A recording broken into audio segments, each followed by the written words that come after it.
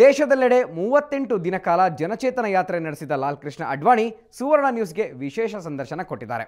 ನಮ್ಮ ಪ್ರತಿನಿಧಿ ಪ್ರಶಾಂತ್ ನಾತು ಅಡ್ವಾಣಿ ಅವರೊಂದಿಗೆ ನಡೆಸಿದ ವಿಶೇಷ ಸಂದರ್ಶನ ಇಲ್ಲಿದೆ. ಬಿಜೆಪಿಯ ಹಿರಿಯ ನಾಯಕ 84 ವರ್ಷ ವಯಸ್ಸಿನ ಲಾಲ್ ಕೃಷ್ಣ ಅಡ್ವಾಣಿ ಜನಚೇತನ ಯಾತ್ರೆಯ 36ನೇ ದಿವಸದಲ್ಲಿದ್ದಾರೆ. ಇವತ್ತು ಡೆಹ್ರಾಡೂನ್ನಿಂದ ಹರಿದ್ವಾರದತ್ತ ಯಾತ್ರೆ ಹೊರಟಿದೆ. सुवर्ण न्यूज़ नೊಂದಿಗೆ ಮಾತನಾಡಲು लाल कृष्ण अडवाणी ಅವರು स्वयं ನಮ್ಮ ಜೊತೆ ಇದ್ದಾರೆ. अडवाणी जी, आपने पहले कहा था कि यात्रा से पहले कि जो भ्रष्टाचार के खिलाफ जो गैर राजनीतिक गुस्सा है उसको राजनीतिक करने में इस यात्रा का योगदान रहेगा. क्या आपको लगता है कि इस फ्रंट में इस यात्रा सफल रही है? निश्चित रूप से सफल रही है और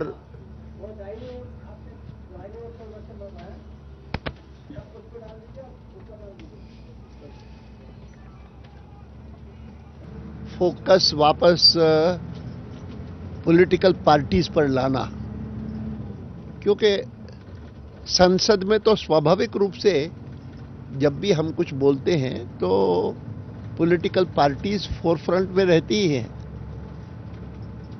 लेकिन जैसे मैंने कई अपनी सभाओं में भी कहा है कि जब जिन लोगों ने विश्वास मत प्राप्त करने के लिए सरकार ने जिस प्रकार की रिश्वतखोरी की और खरीदा विपक्ष के एमपीज को, और जिन एमपीज हमारे 3 एमपीज ने उसका पर्दाफाश किया, उनको जेल में भेज दिया, यह एक प्रकार से ट्रिगर बना मेरी यात्रा के लिए. वो न होता तो शायद मैं यात्रा नहीं करता.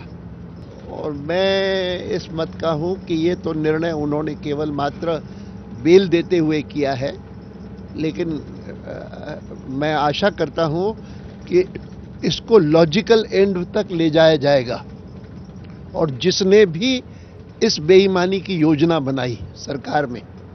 जी, लेकिन भ्रष्टाचार के खिलाफ अन्ना हजारे की लड़ाई को जो जनमानस से एक स्वीकृति प्राप्त हुई, लेकिन उसी दौरान एक राजनीतिक पार्टी और एक politician has become a point of ridicule in the society. I don't think so. You can ridicule anyone whenever. किसी भी समय अगर समाज में मूल्यों का ह्रास होता है तो एवरी सेक्शन इज अफेक्टेड. आज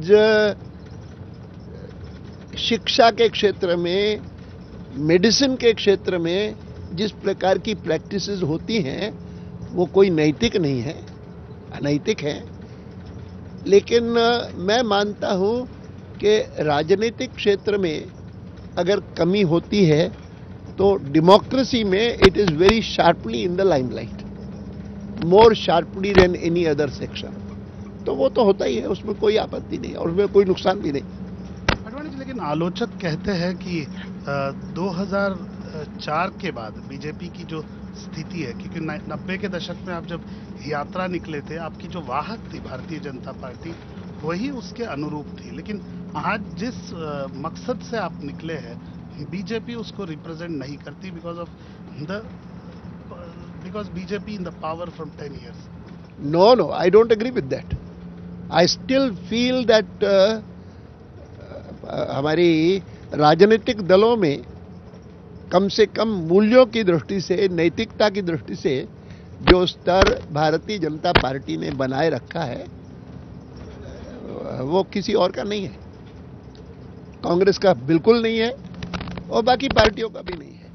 मोटी तौर पर भारतीय जनता पार्टी ने एक स्तर बनाए रखा है. कमियां हैं, मैं नहीं इनकार करता हूं. पार्टी जब केवल ऑपोजिशन में रहती है तब वो समस्याएं नहीं होती जो शासन में आने के बाद होती है, और शासन में आने के बाद सावधानी और बरतनी चाहिए. मैं नहीं मानता. मैं निकट से देखता हूं और मेरे मन में कमी कोई होती है तो प्रतिक्रिया होती है और मैं व्यक्त भी करता हूं. पार्टी को सही रास्ते पर बनाए रखने के लिए मैं प्रयत्न करता रहा हूं और मैं हमेशा अपने पार्टी के लोगों को ही कहता हूं कि हम अगर फिसलेंगे तो हम नुकसान ज्यादा करेंगे. अडवाणी जी 2004 से एक पॉलिटिकल इक्वेशंस में एक स्टेटस को बनाया हुआ है हर स्टेट में, ऑल स्टेट एग्रीगेट को अगर हम देखते हैं तो आपको लगता है कि अन्ना हजारे का आंदोलन और आपकी जनचेतना यात्रा से इसमें कुछ बदलाव अगले चुनाव में हम देख सकते हैं? हो सकता है, मैं नहीं कह सकता हूं, लेकिन इस जनचेतना यात्रा से निश्चित रूप से प्रभाव पड़ेगा, मुझे कोई संदेह नहीं। अडवाणी जी, तो यात्रा के अनुभव को आप बता सकते हैं तो लोगों का क्या प्रतिसाद है? यात्रा का अनुभव तो यही कहता है कि आम जनता बहुत इससे संतुष्ट है और एक प्रकार का आउटलेट मिला और आशा भी जगी। नहीं तो सबसे बड़ा नुकसान हुआ था इन पिछले 2 साल के भ्रष्टाचार के कारण के हताशा सी आई थी और जो आत्मविश्वास आज से 20-25 साल पहले पैदा हुआ था कि दैट 21वीं शताब्दी में हम एक मेजर इकोनॉमिक पावर बनेंगे, उसमें कमी आई थी। Sense of self esteem and optimism घटा था। मैं मानता हूं कि भारतीय जनता पार्टी के प्रयत्न के कारण उसमें कुछ रेस्टोरेशन हुआ। Advani ji, any message to the people of Karnataka? To the people of Karnataka, I have whatever I have had to say, I have said, and I am sure that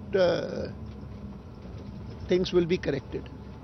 Advani ji, एक आखिरी सवाल है। अब नवंबर 20 को दिल्ली में rally समाप्त होगी, 22 तारीख से संसद का शीतकालीन सत्र शुरू होगा, तो क्या गेम प्लान, क्या ये तो हमारी 21-22 को ही हमारी जो पार्लियामेंट्री पार्टी एग्जीक्यूटिव है उसकी मीटिंग है, एनडीए की मीटिंग है और सारी योजना बनाएंगे। लेकिन मैं विश्वास करता हूं कि भ्रष्टाचार और महंगाई, इसके बारे में 2 साल तक लगातार हम प्रयत्न करते रहे हैं। We will try to make the year 2012 a year of accountability from that angle, कि इसमें अगर चीजें उजागर हुई हैं, भ्रष्टाचार सामने आया है, तो उसका परिणाम भुगते 2012 में। अडवाणी जी, एक आखिरी सवाल है। शायद मुझ जैसे लोगों को तो ये ताजुब होगा कि आप 84 इयर्स में भी इतने बड़े यात्रा पे कैसे निकल सकते, इतना एक्सटेंसिव टूर पे, तो इस आप फिटनेस कैसे मेंटेन करते हैं और आप डाइट में? कोई विशेष नहीं है, इतना ही है कि भाई मैं हल्का खाता हूं, कोई खास विशेष नहीं है और मन प्रसन्न रहता है। जो कुछ करता हूं उसका संतोष रहता है कि मैं अपना कर्तव्य निभा रहा हूं ठीक तरह से। I don't see any other secret. ಒಟ್ಟಾರೆ ಇವು ಲಾಲ್ಕೃಷ್ಣ ಅಡ್ವಾಣಿಯವರ ಸುವರ್ಣ ನ್ಯೂಸ್ಗಾಗಿ ನೀಡಿದ ಮನದಾಳದ ಮಾತುಗಳು. ಕ್ಯಾಮರಾಮನ್ ಕೈಲಾಶ್ ಗೌರ್ ಜೊತೆಗೆ ಪ್ರಶಾಂತ್ ನಾತು, ಸುವರ್ಣ ನ್ಯೂಸ್ 24x7 ಉತ್ತರಾಖಂಡ್. ಇದು ಲಾಲ್ಕೃಷ್ಣ ಅಡ್ವಾಣಿಯವರ ಮನದಾಳದ ಮಾತುಗಳು. ಇನ್ನು ಅಡ್ವಾಣಿ ಅವರ ಯಾತ್ರೆ ಜೊತೆ ಸುವರ್ಣ ನ್ಯೂಸ್ ಎಲ್ಲವನ್ನು ನೋಡೋಣ ಒಂದು ಪುಟ್ಟ ವಿರಾಮದ ನಂತರ.